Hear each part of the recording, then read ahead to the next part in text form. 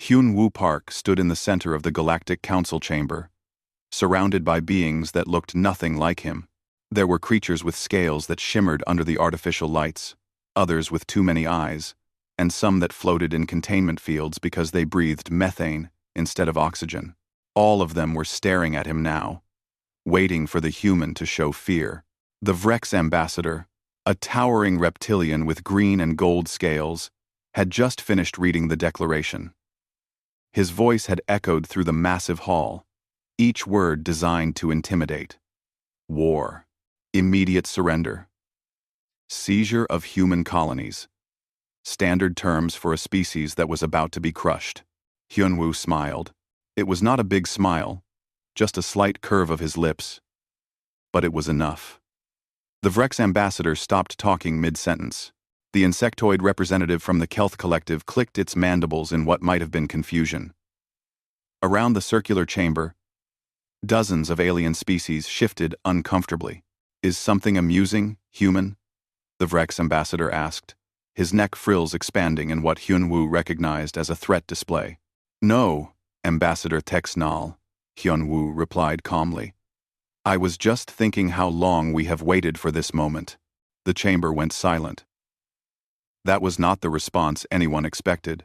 "You misunderstand your position," Texnal said slowly. "We are declaring war on your species. Your 300 colonies will be seized. Your homeworld will be blockaded.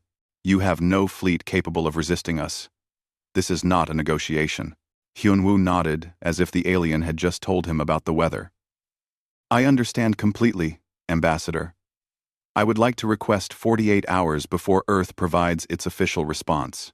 Surely the Council can grant us that small courtesy." Texnal looked around at the other Council members. Several nodded. What difference would 2 days make? The human fleet was tiny, barely enough to patrol their own territory. Intelligence reports showed they had maybe 300 military ships total, compared to the Council's combined forces of over 50,000. "Granted," Texnal said. 48 hours. Then we expect your surrender."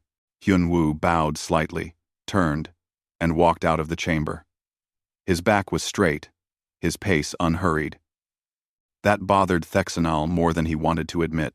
17 hours later, Hyun-woo stepped off the transport shuttle onto Earth's surface. He had taken the fastest ship available, pushing the engines harder than recommended. Now he stood outside the presidential complex in Seoul, looking up at the building where humanity's future would be decided. Except the future had already been decided. Decades ago, President Mira Choi was waiting for him in the Emergency Command Center. The room was packed with military officers, all of them wearing expressions that ranged from excitement to grim satisfaction. Not one of them looked worried. "They took the bait," Hyun-woo said as he entered. "Of course they did," Mira replied. She was a small woman in her 60s, with gray hair cut short and eyes that had seen combat before she entered politics. 48 hours. Perfect. That gives us time to evacuate the civilians from the forward positions. Mira turned to the large display screen that dominated one wall. It showed a map of human space, with colonies marked in blue and suspected enemy staging areas in red. "Admiral Kim." Status report. A man in his 40s stepped forward. Taeyoung Kim had been planning this moment for most of his adult life. "First Fleet is ready.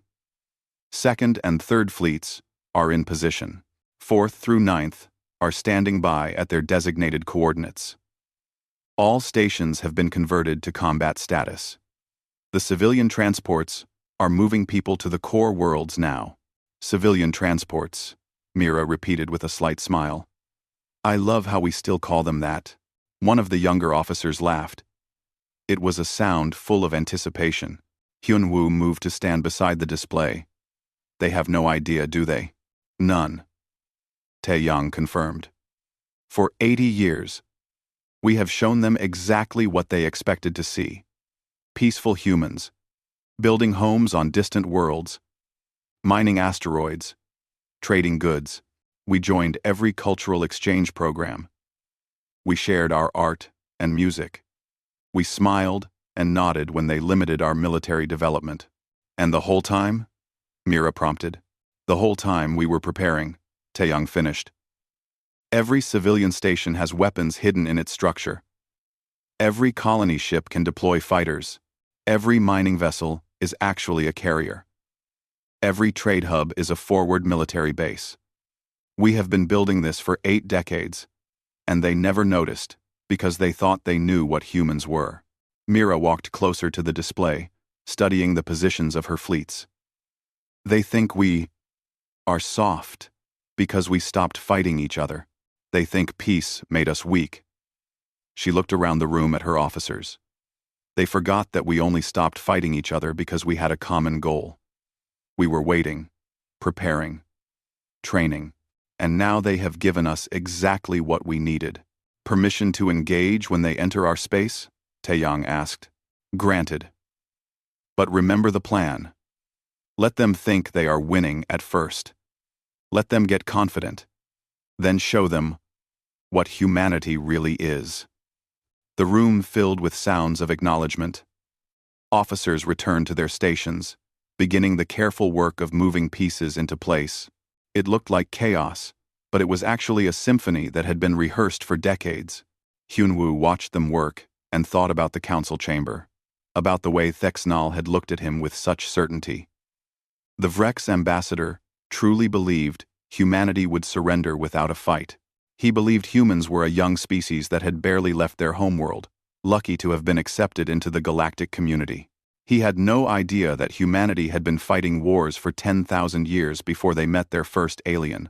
He did not know that every human military academy studied battles from ancient history to modern day, learning from mistakes that cost millions of lives. He could not comprehend that humans had developed weapons so terrible they had agreed to never use them on each other again, but had carefully stored them away for a different enemy. Mira approached Hyunwoo, her voice low enough that only he could hear. Do you think they will surrender when they see what we can do? Hyunwoo considered the question. Some of them will. The smart ones. But the Vrex have too much pride. They will fight until they cannot fight anymore. Then we will teach them, Mira said quietly. We will teach all of them. Humanity is not prey. We never were. We were just waiting for someone to make the mistake of thinking so. The countdown had begun. In 48 hours, the galaxy would discover what humans had known all along. War was not something they feared. It was something they had mastered thousands of years ago, refined through countless conflicts. And now they would demonstrate that mastery on a galactic stage. Earth was ready.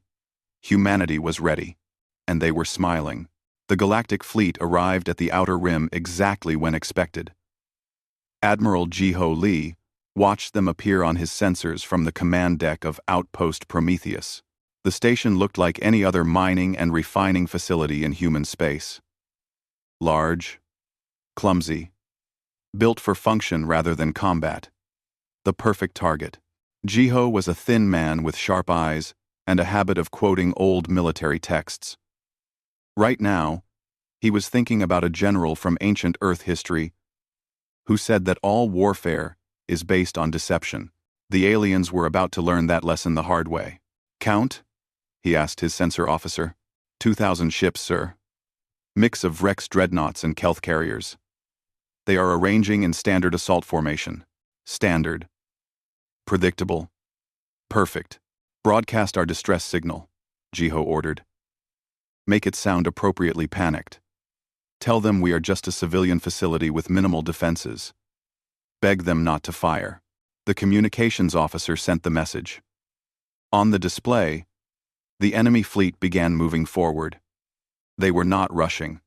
Why would they? They had humans outnumbered 20-1 by visible ships. Jiho activated his personal comm. All hidden units. Hold position. Do not reveal yourselves until I give the word. I want them close. I want them confident. Across the sector, responses came back. Acknowledged. Ready. Waiting. The alien fleet came closer. Jiho could see their formations now, proud and aggressive. The Vrex ships were massive things, built to intimidate. The Kelth vessels looked organic, grown rather than built. Together, they represented the military might of species that had been fighting wars in space for thousands of years. They had never fought humans before. "Incoming transmission," the communications officer announced. "Put it through." A Vrex face appeared on screen. The creature had dark green scales and wore armor that looked ceremonial. "Human facility, you will surrender immediately. Lower your shields and prepare for boarding. Resistance will result in your destruction." Jiho looked appropriately frightened. "Please, we are just workers here. We have families. Can we evacuate first?" I. Can we evacuate first? You have 10 minutes. The transmission ended. Jiho smiled. 9 minutes more than we need. Tactical. What is their position?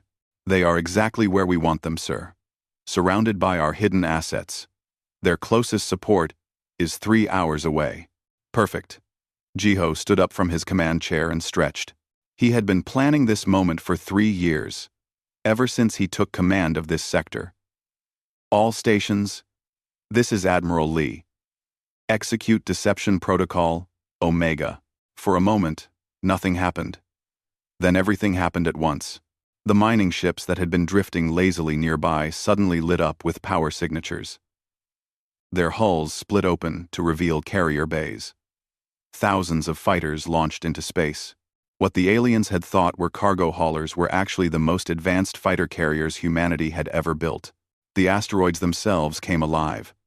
Weapons, platforms that had been disguised as rocks activated their systems. Railguns emerged from camouflaged positions. Missile batteries locked onto targets.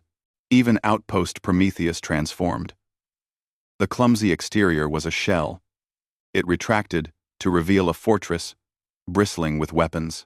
Heavy cannons, point defense systems, and a shield generator powerful enough to protect a small planet.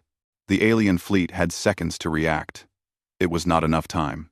Jiho watched the display as his ships opened fire. The aliens tried to scatter, but they were boxed in. Every direction they turned, they found more human ships. What they thought was a 20-to-1 advantage was actually a trap. Humans outnumbered them 3-to-1. "All ships, focus fire on the Vrex command carrier. I want it disabled, not destroyed. Sir, they are trying to return fire. Let them. Our shields can handle it." The battle was not even fair. The aliens had been trained to fight enemies who used similar technology and similar tactics.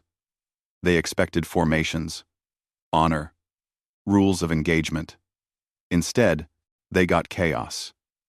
Human fighters swarmed like insects, each one controlled by a pilot who had trained in simulators that were far more difficult than actual combat. Human targeting systems, advanced by decades of secret development, hit targets with impossible accuracy. Human weapons, designed specifically to punch through the armor that aliens thought was invincible, tore through shields and hulls. In another part of the sector, Captain Sora Han watched the battle unfold from her stealth ship. The Shadow of Soul was invisible to alien sensors, a ghost ship that existed in the space between their detection grids. She had been waiting here for 3 months with her crew, living in silence, preparing for this moment. "Target the communications relay," she ordered quietly. Her weapons officer fired. A single missile left their ship, propelled by cold gas rather than engines. No heat signature, no trace. It drifted toward the alien relay station like a piece of debris, then detonated at exactly the right moment. The relay exploded. The alien fleet suddenly lost contact with their command structure. "Next target, the supply depot," Sora said. Her ship was already moving, sliding through space without leaving a trail. The aliens still did not know she was there. They would not know until it was too late. Back at Outpost Prometheus, the battle was ending. The Vrex command carrier was disabled, floating dead in space. Most of the other alien ships were destroyed. A few were trying to flee, but human fighters chased them down. The ones that surrendered were allowed to live. The ones that kept fighting were eliminated. Jiho watched the surrender signals start coming in. Cease fire. Secure the prisoners. And someone get me a damage report. Minimal damage, sir. 2 fighters lost. 7 injured personnel. Outpost shields held at 80%. 2 fighters. In a battle against 2,000 enemy ships. Jiho nodded. It was within acceptable losses. But each of those pilots had families. Victory always had a cost. Engineer Daeho Yoon appeared on his communication screen. The man looked tired but satisfied. Admiral, all systems performed beyond expectations. The AI targeting upgrades worked perfectly. We were hitting targets at ranges they did not think were possible. Good work, Daeho. Make sure your team knows they just changed the galaxy. Across the sector, similar reports were coming in. Human forces had engaged the enemy at 17 different locations. Every single engagement ended in human victory. The aliens had not won a single battle. Sora Han destroyed her 5th target, a Kelth military construction yard. Her ship remained undetected. She sent a brief message back to command. All primary objectives complete. Moving to secondary targets. The message was encrypted in a way that would take alien computers 1,000 years to break. Human security protocols were built on the assumption that everyone was trying to hack them, because on Earth, everyone usually was. Jiho looked at the tactical display showing the entire outer rim. Red enemy markers were disappearing, replaced by blue human positions.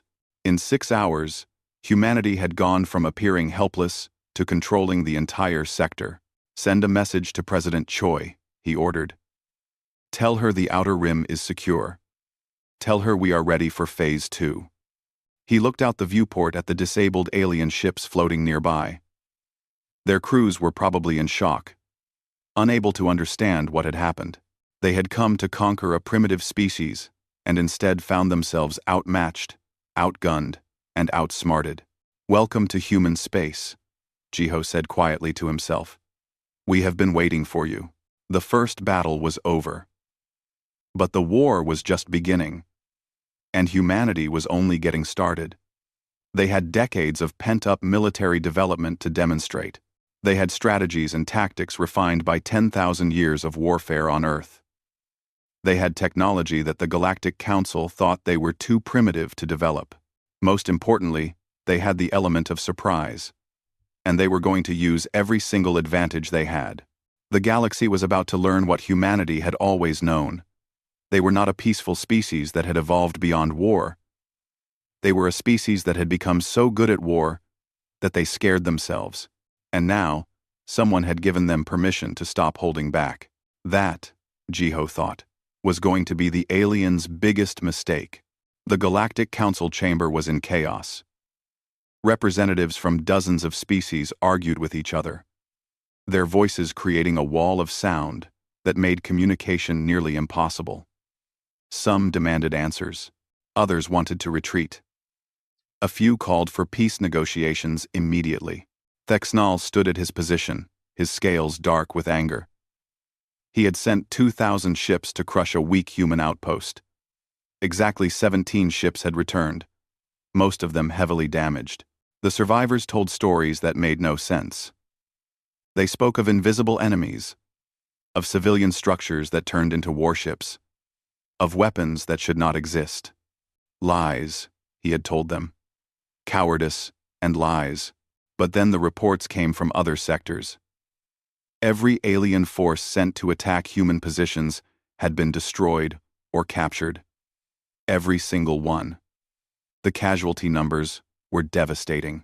Over 15,000 ships lost in a single day, hundreds of thousands of crew dead or missing, and the humans had broadcast a message to the entire galaxy. The main display activated. Thexanal watched with growing fury as a human face appeared. It was Hyun-Woo Park, the same human who had smiled at him in this very chamber just days ago. Greetings to the Galactic Council and all who watch this transmission, Hyun-Woo said calmly. I am speaking today to correct some misunderstandings about humanity. You believed we were weak. You believed we were unprepared for war. You believed wrong. The display changed to show images of human military might. Ships that dwarfed anything the Council had seen before. Weapons that had destroyed entire enemy formations. Defensive positions that had held against impossible odds. For 80 years, we have been part of your community. Hyunwoo continued. We followed your rules. We accepted your technology restrictions. We smiled and built homes and talked about art. And the entire time, we were preparing for this exact moment. Dexnal felt his hatred growing. This human dared to mock the Council? You see, there is something you need to understand about humans, Hyunwoo said. We come from a world where warfare is ancient. We have been fighting each other for 10,000 years. We developed strategy and tactics that none of you can imagine, because you never needed to. Your wars are territorial disputes, fought with honor and rules. Our wars were about survival. Another human appeared on screen beside Hyunwoo. This one was a woman with kind eyes and gray hair. The caption identified her as Eunbi Song, military historian. Let me give you some context, Eunbi said, her voice gentle like a teacher explaining a simple lesson. In human history, we have documented over 15,000 major conflicts. We have developed 47 different words for ambush tactics. We have 63 types of tactical deception. We have studied every battle we ever fought and learned from every mistake. The display showed images from Earth's history. Ancient battles with primitive weapons, then medieval sieges, then modern warfare, with technology that looked crude by galactic standards, but was devastatingly effective.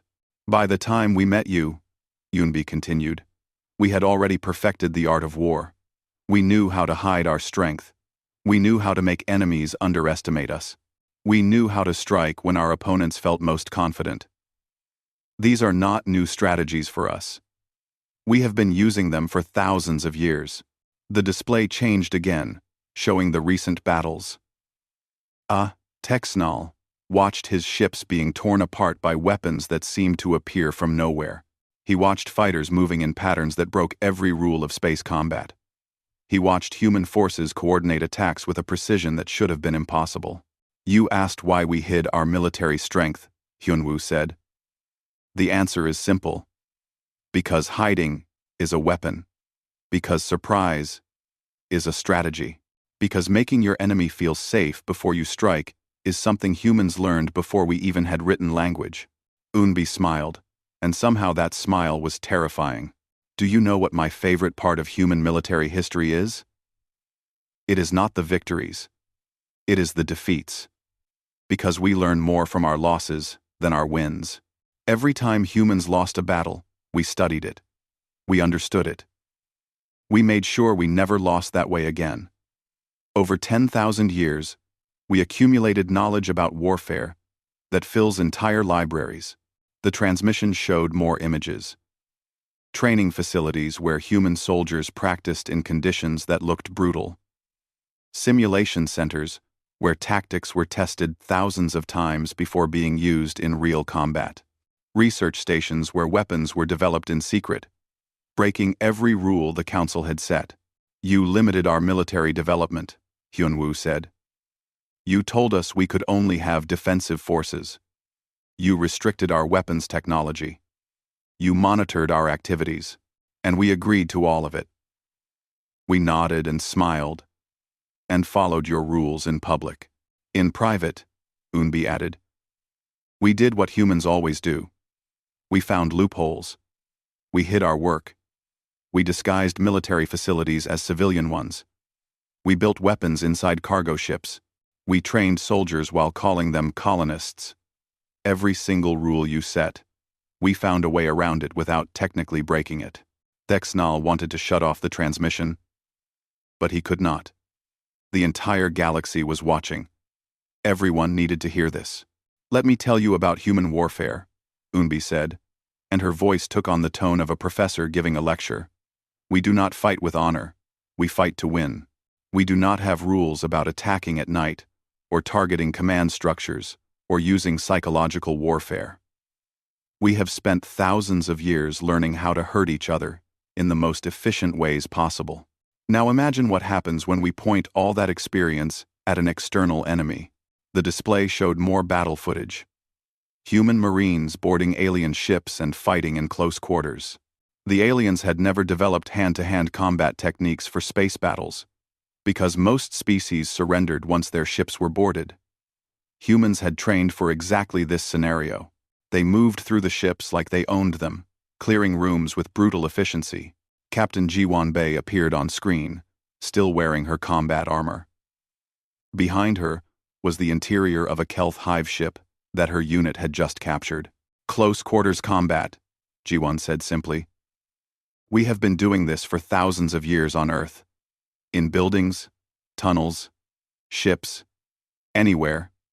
Space is tight. We know how to use corners. We know how to set traps. We know how to move quietly and strike fast. Most importantly, we know how to keep fighting even when things look hopeless. She gestured to her Marines behind her. These soldiers trained in facilities that simulate every type of combat environment. They practiced until they could fight in zero gravity, in darkness, in toxic atmospheres. They learned how to breach doors, disable defenses, and secure objectives. All of this is standard training. Every human soldier knows these skills. The transmission cut back to Hyunwoo. I want to be very clear about something. Humanity did not want this war. We were content to be part of the galactic community. We would have been happy to keep trading and sharing culture and building peaceful relationships. You forced this conflict on us. You declared war. You attacked our colonies. You threatened our people. His expression hardened. But since you have chosen war, we will show you what humans are capable of. We will demonstrate every strategy we have learned. We will use every weapon we have developed. We will fight with the skill that comes from 10,000 years of practice. And we will not stop until you surrender. Unbi appeared again. One more thing you should know. Humans have a saying. We prepare for war to maintain peace. For 80 years, you thought we were at peace. We were not. We were preparing. Every day, every hour, every moment. We were getting ready for the possibility that someone would challenge us. Now you have. And you are discovering that we were very, very well prepared. The transmission showed a final image. It was Earth. Beautiful and blue against the darkness of space. But around it were defensive positions that had not been visible before.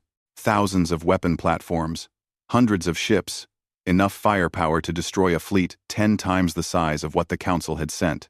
This is our homeworld, Hyunwoo said quietly.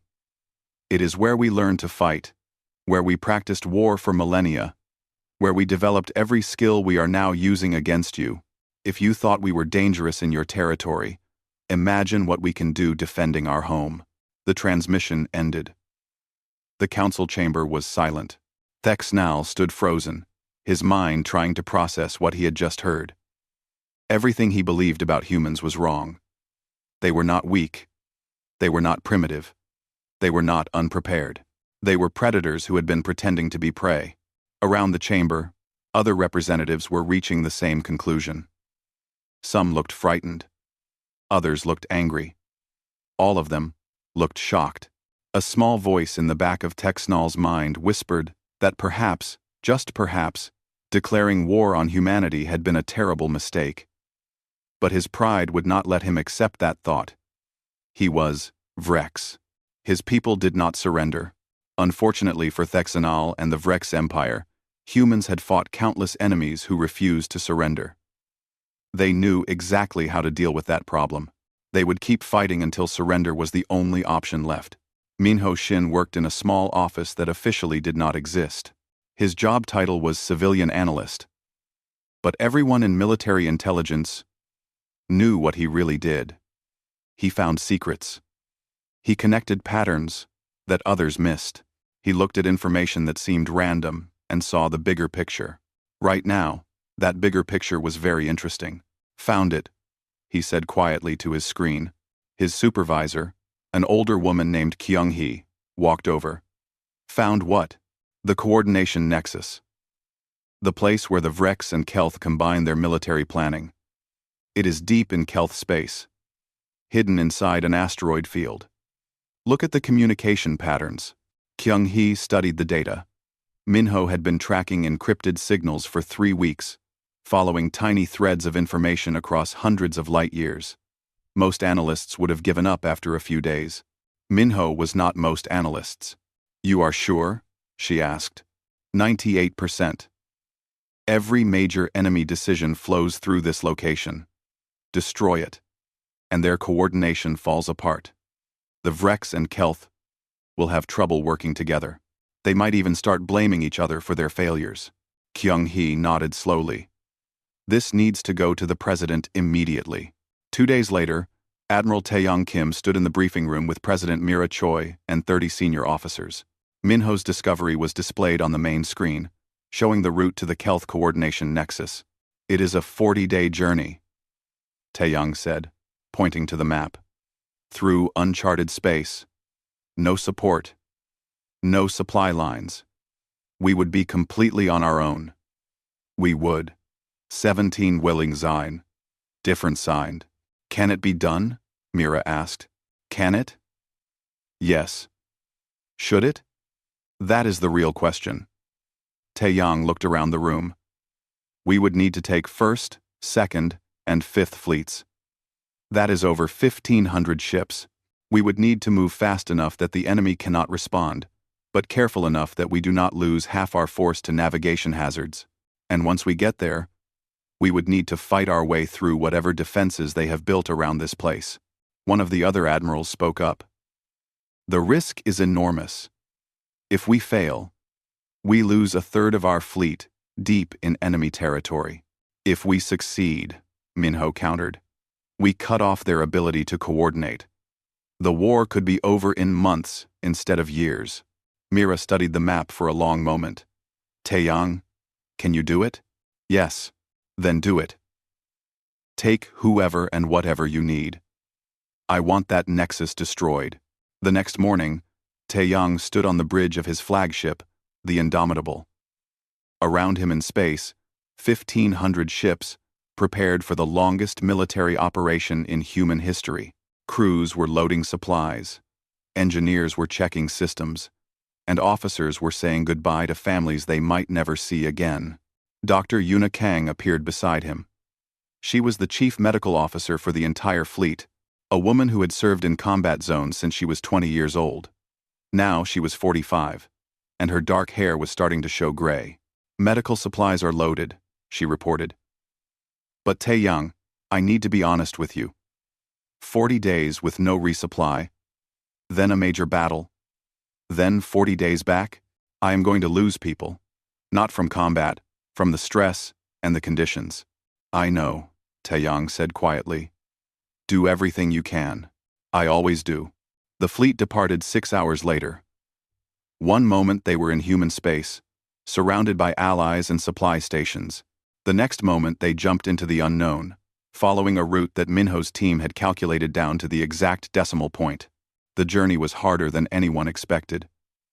Space that looked empty on maps turned out to contain radiation fields that damaged ships.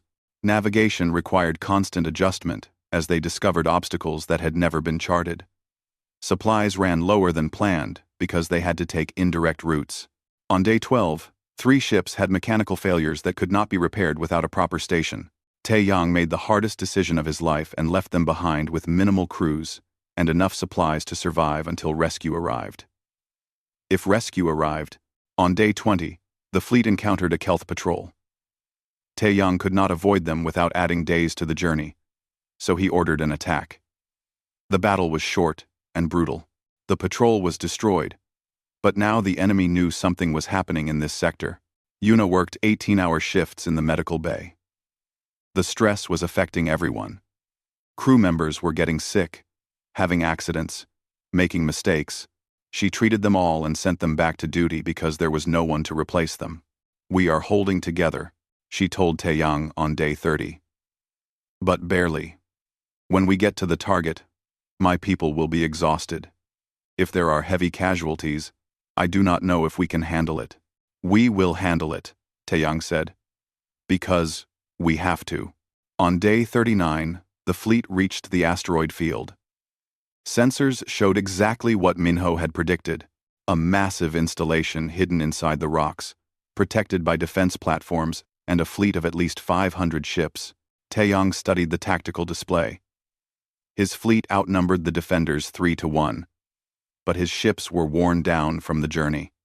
His crews were exhausted. His supplies were almost gone. This needed to be fast and decisive. All ships, battle formation Sigma, hit them hard, hit them fast. I want that station destroyed in less than 2 hours. After that, we do not have the resources for a prolonged fight. The fleet moved forward. The enemy defenders reacted quickly, but not quickly enough. Human ships poured into the asteroid field like a flood. Fighters launched and immediately engaged enemy positions. Capital ships targeted the defense platforms with weapons that had been carefully maintained for 40 days, specifically for this moment. The battle was chaos. Asteroids made long-range targeting difficult, so fighting happened at close range, where human advantages in maneuverability mattered most. Enemy ships tried to use the terrain to their advantage, hiding behind rocks and ambushing human vessels. But humans had been fighting in complex terrain since ancient times. This was just another environment to master. Human pilots had trained in asteroid field simulations for years. They knew how to use the rocks for cover, how to predict enemy movement, how to coordinate attacks in tight spaces. Taeyang watched the battle unfold from his bridge. Heavy damage but shields still holding. They built this thing to last, then hit it with everything. I want that station gone. 20 ships concentrated their fire on a single point in the station's shields. The defensive barrier flickered, failed, and collapsed. Missiles poured through the gap. The station tried to restore shields, but it was too late. Explosions tore through its structure. Station is critical, the tactical officer reported. Internal detonations detected. All ships, pull back to safe distance. The fleet retreated. Behind them, the coordination nexus that had controlled enemy operations for months exploded. The blast was large enough to destroy 3 nearby asteroids and damage several enemy ships that were too close. But the cost was high. Taeyang looked at the casualty reports and felt them like physical blows. 43 ships destroyed. 17 more damaged beyond field repair. Over 3,000 crew dead, 5,000 wounded. Medical teams to damaged ships, Yuna ordered immediately. The fleet limped away from the battle site. Behind them, the remaining enemy forces were in disarray. Some tried to follow, but gave up quickly. Others sent distress signals that no one would answer in time. Taeyang made a decision that surprised everyone. Instead of returning home immediately, he ordered the fleet to attack enemy supply depots in neighboring systems. They were here, deep in enemy territory. They might as well do as much damage as possible. Over the next 5 days, the exhausted fleet hit 3 supply stations and 2 shipyards. Each attack was quick and surgical. Get in. Destroy the target. Get out. The enemy had no time to respond because their coordination was gone. Finally, on the 6th day after the main battle, Taeyang gave the order everyone wanted to hear. Set course for home. The journey back was quieter than the trip out. Crews were exhausted beyond anything they had experienced before. Ships were running on emergency power. Supplies were so low that food had to be rationed carefully. Yuna moved through the fleet on medical transport shuttles, treating people who were on the edge of collapse. She worked until she could barely stand, then worked more. When officers suggested she rest, she reminded them that if the doctor could keep going, so could they. On day 71 of the mission, the fleet crossed back into human space. Relief filled every ship. They had done the impossible. They had traveled farther than any human fleet in history, destroyed a critical enemy asset, and returned home. But as Taeyang looked at the casualty list, he wondered about the cost. They had won a major victory, possibly the turning point of the war, but they had paid for it with thousands of lives and ships that would take months to replace. Was it worth it? One of his junior officers asked quietly. Tae-young thought about the question. He thought about the crew members, who would never see Earth again. He thought about the families, waiting for loved ones, who were not coming back. He thought about the mission objectives they had accomplished. Ask me in a month, he finally said. When we see if this victory actually shortens the war.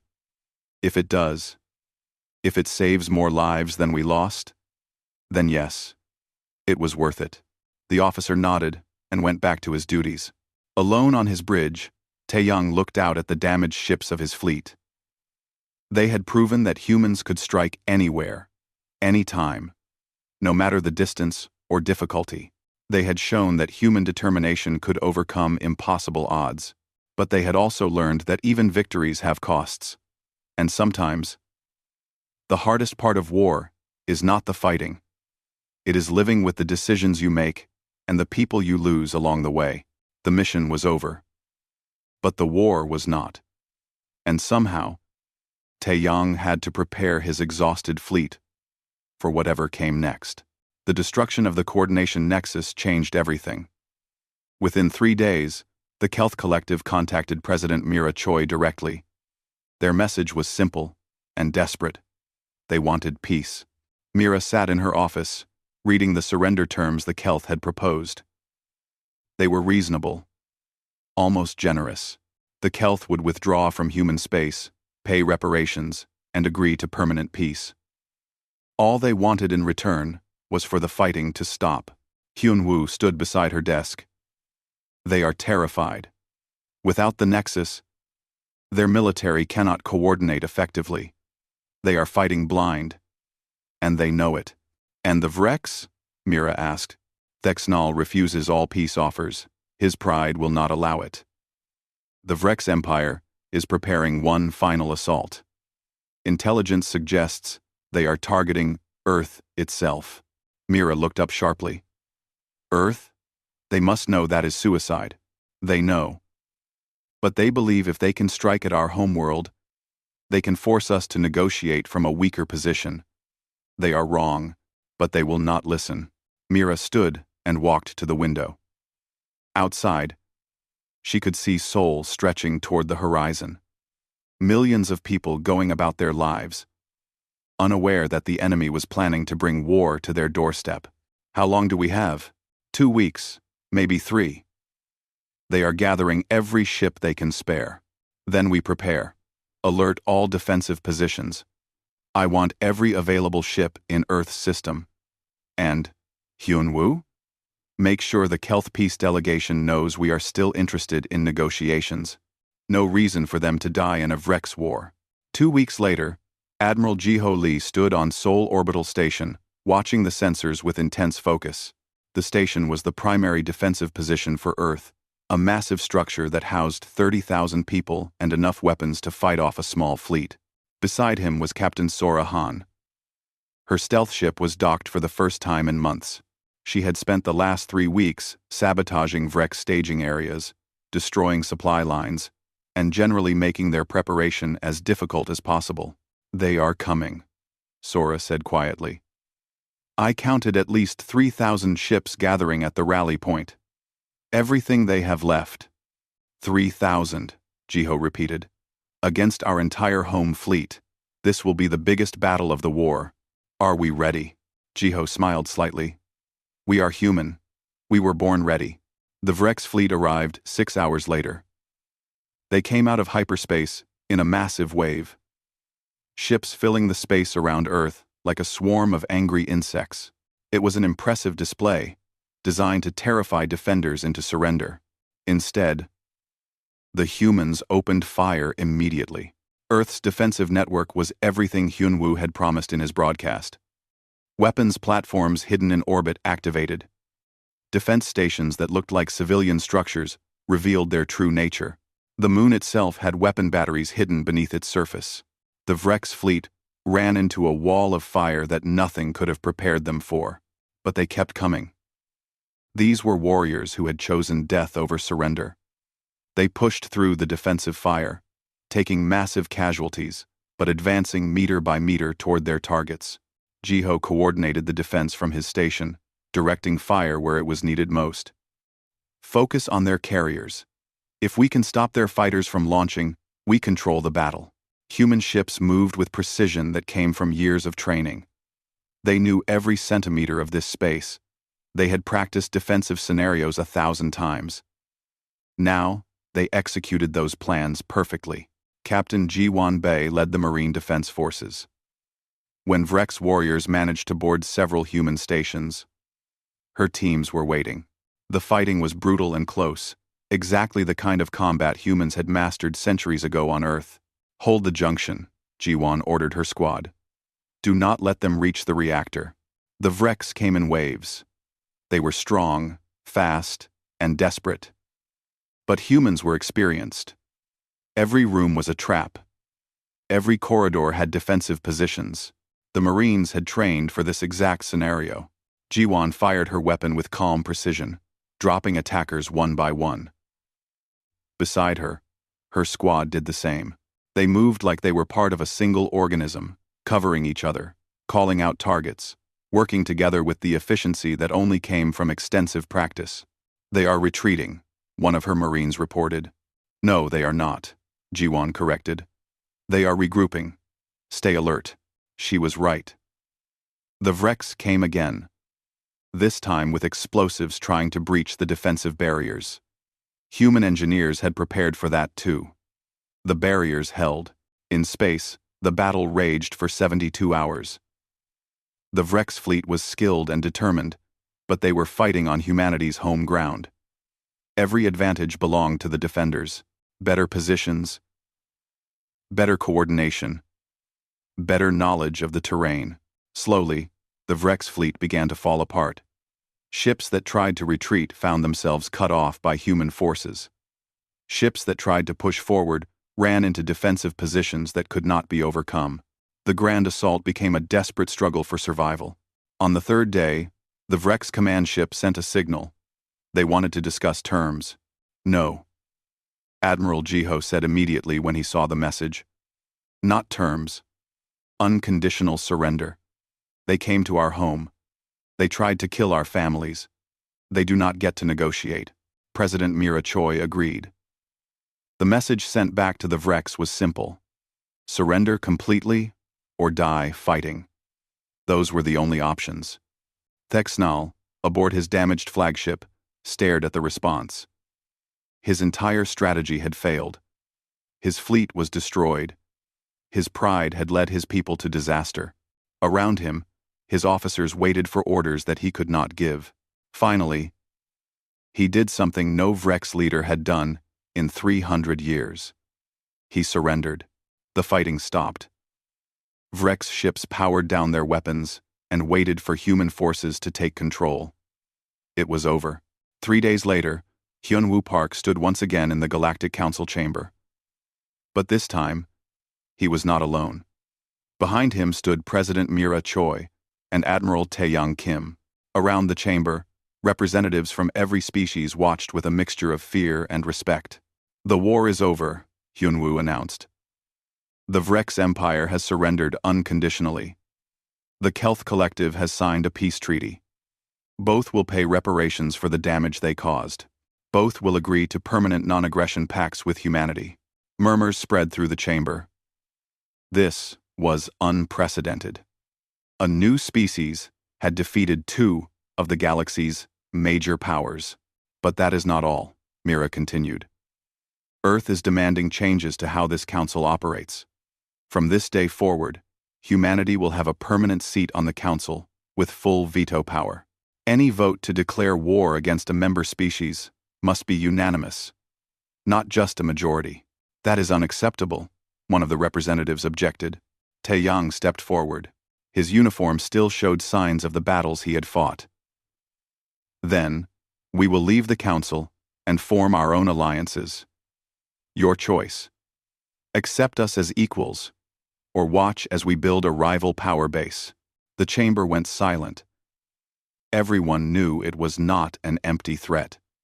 Humanity had proven they could fight, Now they were proving they could negotiate from strength. One by one, the representatives voted. Some, reluctantly, some, enthusiastically. But eventually, all agreed. Humanity would have its seat. The council would have its reforms. As the session ended, Unbi Song was already preparing the historical records. This moment would be studied for generations, the day humanity took its place as a galactic power. Not through diplomacy or trade, but through demonstration of force.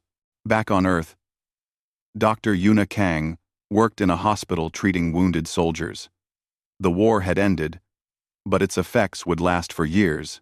She moved from bed to bed, checking on patients, offering words of comfort, doing the work that was not glamorous, but was just as important as any battle. Captain Sora Han returned to her stealth ship. There would be other missions, other enemies. Peace did not mean humans could stop being vigilant. It just meant they had time to prepare for the next challenge. Engineer Dae-ho Yoon was already working on the next generation of human technology. The war had proven what they could do. Now, he wanted to see what they could become. His team was developing faster engines, stronger shields, smarter weapons. Not for war, but because that was what humans did. They pushed forward. They improved.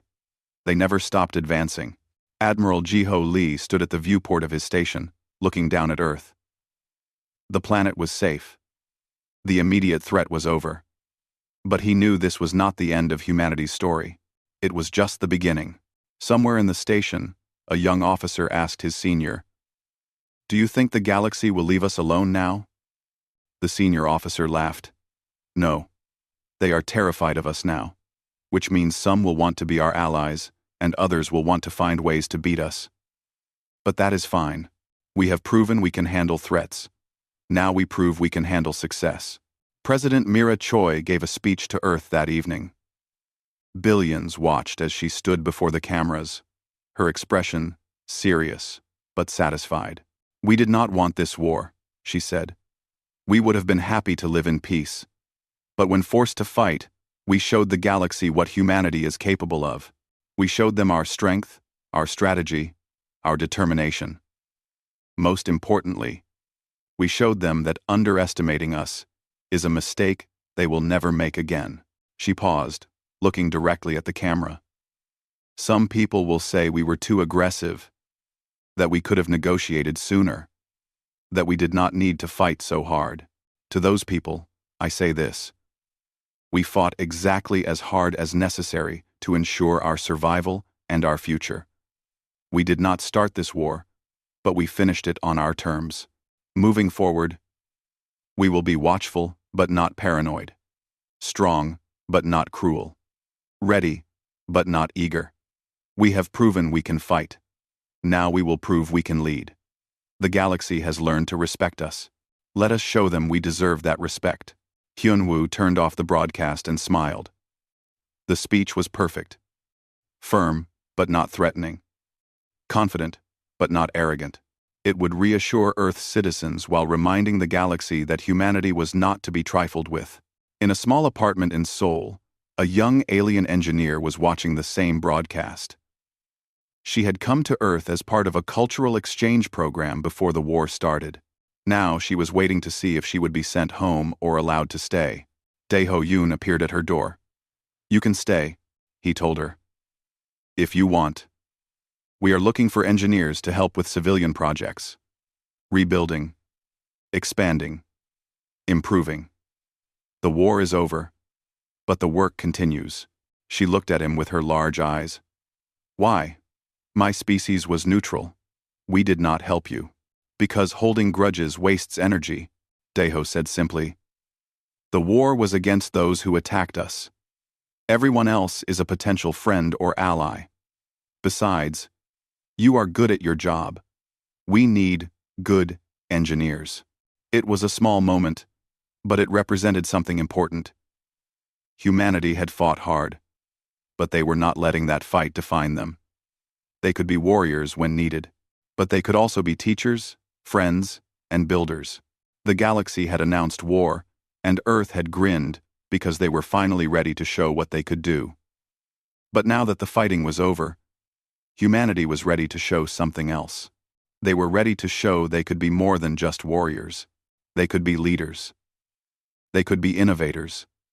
They could be the species that changed the galaxy, not through conquest, but through excellence. The war had ended. But humanity's story was just beginning. And this time, the galaxy would be watching with respect instead of contempt. They had learned their lesson. Humans were not prey. They never were. They were just waiting for someone to make the mistake of thinking so. And now,